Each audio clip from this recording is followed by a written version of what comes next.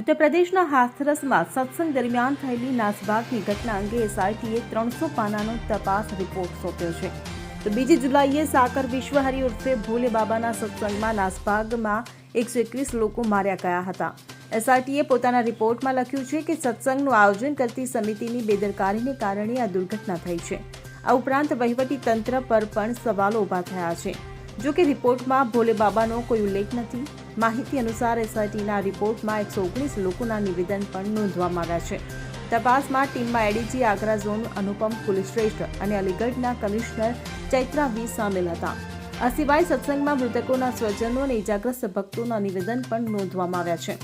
સૂત્રોના જણાવ્યા અનુસાર અહેવાલમાં સત્સંગનું આયોજન કરતી સમિતિએ મંજૂરી કરતા વધુ લોકોને બોલાવવા, અપૂરતી વ્યવસ્થા તેમજ પરવાનગી હોવા છતાં અધિકારીઓ દ્વારા સ્થળ પર નિરીક્ષણ ન કરવું ઘટના માટે જવાબદાર છે. Bureau report CN24 news. હવે જુઓ દેશ દુનિયાની તમામ ખબરો તમારી આંગળીના ટેરવે.